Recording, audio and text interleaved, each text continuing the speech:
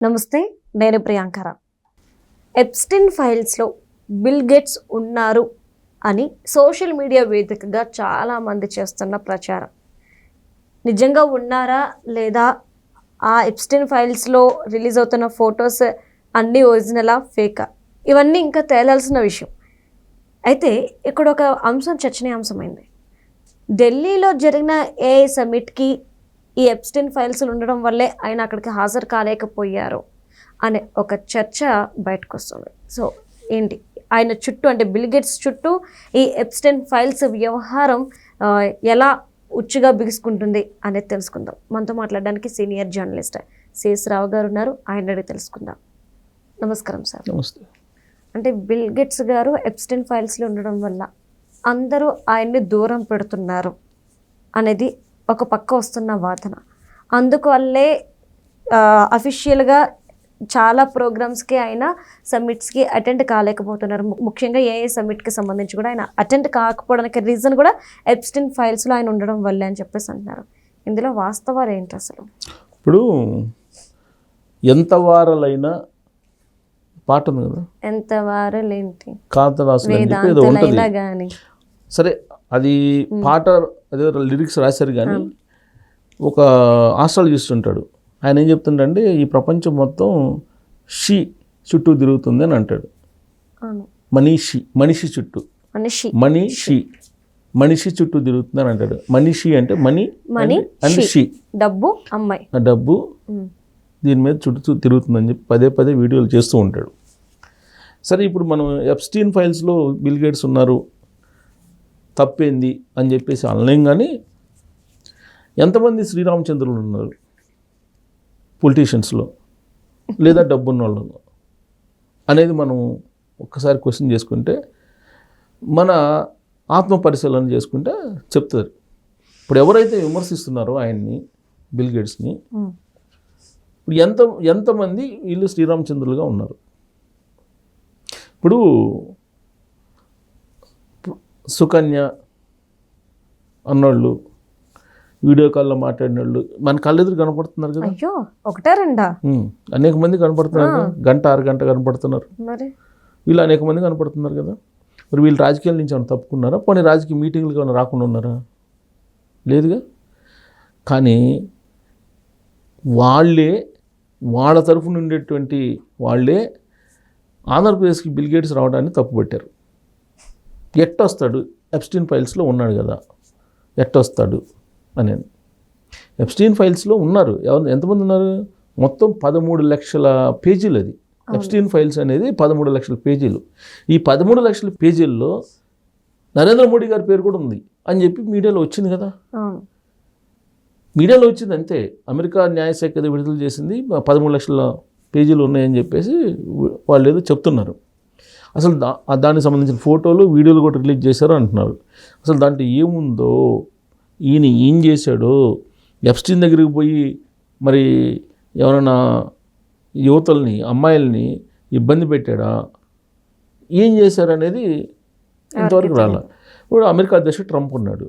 Trump బహిరంగంగానే నిన్న నాకు ఆవిడ నచ్చలేదు, అందుకని వాళ్ళ ఆయన్ని నేను పదవుల నుంచి తీసేసానని చెప్పి అన్నాడు. ఎప్స్టీన్ ఫైల్స్లో మరి అమెరికా అధ్యక్షుడు ట్రంప్ కూడా ఉన్నాడుగా. మరి ట్రంప్ని అధ్యక్ష పదవి నుంచి తీసేయాలిగా అసలు. ఎప్స్టీన్ ఫైల్స్లో ప్రపంచంలో ఉండేటువంటి కుబేరులు 80% కుబేరులు ఉన్నారని చెప్పి వస్తుంది.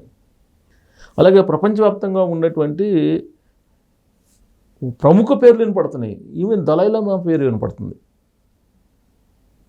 ఇప్పుడు ఆ మధ్య బ్లాక్ మనీ హోల్డర్స్ ఎవరెవరు ఉన్నారంటే చాలామంది పేర్లు వచ్చాయి సోషల్ మీడియాలో.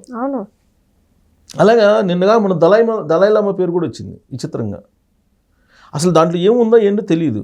కానీ ఆంధ్రప్రదేశ్కి ఆయన వచ్చాడు. ఎవరు? బిల్ గేట్స్ వచ్చారు. ఆయన ప్రపంచ కుబేరుడు. ఆయన వచ్చినప్పుడు వ్యవహరించాల్సిన తీరేంటి?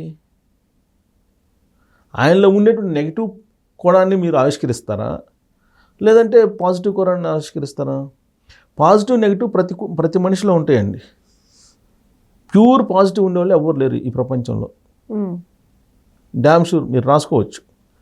పాజిటివ్, నెగిటివ్ రెండు ఉంటాయి. దాంట్లో పాజిటివ్ ఎక్కువ ఉంటే మంచి మనిషి, నెగిటివ్ ఎక్కువ ఉంటే చెడ్డ మనిషి అంటారు. మరి ఇప్పుడు బిల్ గేట్స్ని ఏ కోణంలో నుంచి చూడాలి మనం అనేది ఎవరి ఆలోచన వాళ్ళది. సరే, కొంతమంది నెగిటివ్ కోణం నుంచి ఆలోచించేవాళ్ళు, నెగిటివ్ ఎక్కువ ఉందని ఫీల్ అయ్యేవాళ్ళు ఆయన మీద వ్యతిరేకమైనటువంటి ప్రచారం చేశారు. కానీ సమయం సందర్భం ఉంటుంది ప్రతిదానికి. నీ ఇంటికి వచ్చినప్పుడు నీ అతిథిని నువ్వు అవమానిస్తావా? నువ్వు అలాంటోడు ఇలాంటోడు అని చెప్పి నువ్వు రావద్దని చెప్పి చెప్తావా? చెప్పను. కానీ జరిగింది ఏంది? ఆంధ్రప్రదేశ్కి వస్తే ఆంధ్రప్రదేశ్లో కొంతమంది సోషల్ మీడియా వేదిక చేసుకొని ఆయన ప్రొఫైల్ని డ్యామేజ్ చేస్తూ ఏదో మాట్లాడారు. అసలు ఆయన ప్రపంచంలో ఆయన కుబేరుడు. ఆయన ప్రపంచంలో ఈ సోకాల్డ్ సోషల్ మీడియా ఎంత ఆవగించంత కూడా ఉండదు. వీళ్ళు చెప్తే ఎంత, చెప్పకపోతే ఎంత కదా. అంతే. సో ఇన్ కేసు వాళ్ళు ఏదన్నా లీగల్గా మూవ్ కావాలనుకుంటే అసలు వీళ్ళు అడ్రస్ దొరుకుతారా? న్యాయస్థానాల్లో కూడా ఉండరు. సో ఇలాంటి పరిస్థితి ఉంది. వాస్తవాలు ఇవి.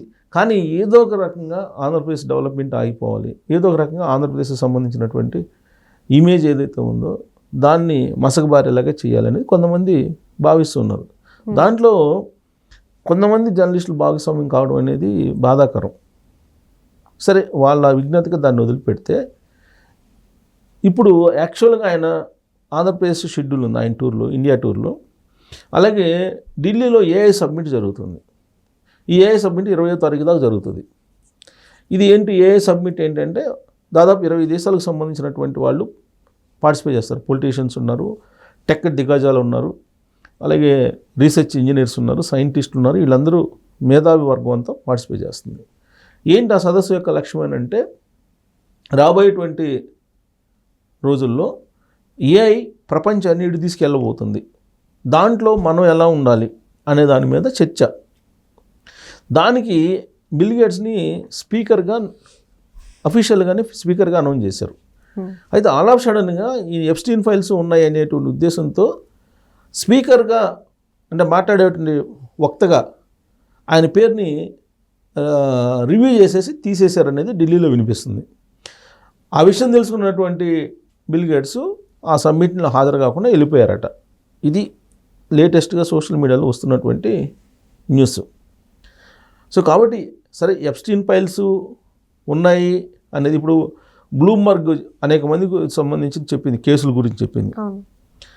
అసలు అమెరికా దగ్గర ఫ్రాడ్కి పాల్పడ్డారు అమెరికాలో అని చెప్పి ఆదాని మీద కేసు ఉంది. అలాగే అక్కడ మన మాజీ సీఎం ఈ విద్యుత్తుకు సంబంధించినటువంటి అంశాల్లో అవినీతికి పాల్పడ్డారు అనేది ఆల్రెడీ ఉంది కదా ఆరోపణ. అదే కేసులో అప్పుడు అక్కడ ఉంది కదా కేసు అక్కడ. మరి ఈ కేసులన్నీ ఇలా ఉన్నప్పుడు ఉన్నవాళ్ళు, కేసులో ఉన్నవాళ్ళు రాజకీయాల్లో ఉండకూడదా? లేదంటే ఎక్కడ మీటింగ్లో పార్టిసిపేట్ చేయట్లేదా? లేదంటే రాజకీయాల్లో నుంచి వైదొలుగుతున్నారా? లేదుగా. ఇప్పుడు బిల్ గేట్స్ వచ్చారు. బిల్ గేట్స్ రాజకీయాల్లో సంబంధం లేదు ఆయనకి. ఆయనదో టెక్ దిగ్గజం. తర్వాత ఆయన బిల్ గేట్స్ ఫౌండేషన్ తోటి ఏదో కార్యక్రమాలు చేస్తున్నారు.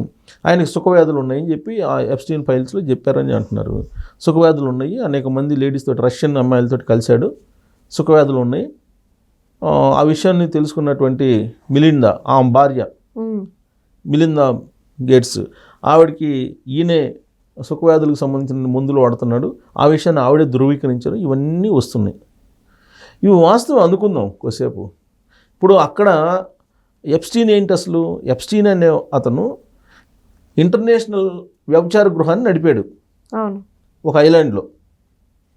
అంతే సింపుల్. ఒక అంతర్జాతీయ వ్యభిచార గృహాన్ని నడిపాడు. దానికి అనేక మంది కుబేరులు, డబ్బు ఉన్నటువంటి వాళ్ళు వెళ్ళారు. అక్కడికి ఎవరెవరిని తీసుకొస్తారు? టీనేజ్ అమ్మాయిల్ని, ఆయా దేశాలకు సంబంధించినటువంటి వాళ్ళని తీసుకొస్తారు. తీసుకొచ్చి వర్జిన్స్ అని చెప్పి వాళ్ళని అనుభవించేటువంటి కార్యక్రమం అక్కడ జరుగుతుందని చెప్పేసి ఎప్స్టీన్కి సంబంధించిన ఫైల్స్ గురించి చెప్పేటువంటి వాళ్ళు చెప్పేటువంటి మాట.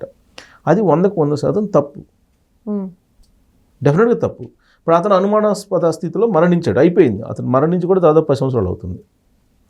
ఇప్పుడు ఆ ఎప్స్టీన్ ఫైల్స్ అతను డైరీలో తీసుకొని, అతని డైరీ, అతని ఫోన్లు కానీ, అతనితోటి మాట్లాడినటువంటి అవన్నీ ఆధారాలు తీసుకొని ఇవన్నీ డాక్యుమెంట్స్ని తయారు చేశారు. 13 లక్షల డాక్యుమెంట్లు తయారు చేశారు.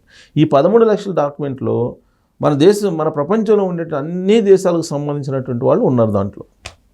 మరి ఇప్పుడు ఏం చేయాలి? ఓన్లీ బిల్ గేట్స్నే టార్గెట్ చేద్దామా, లేదంటే అందరినీ తప్పు పడదామా? ఒకవేళ న్యాయం అందరికీ న్యాయం, అన్యాయం అందరికీ అన్యాయమే. సో అది ప్రజలే నిర్ణయించుకోవాలి. Right. Thank you so much sir. Thank you.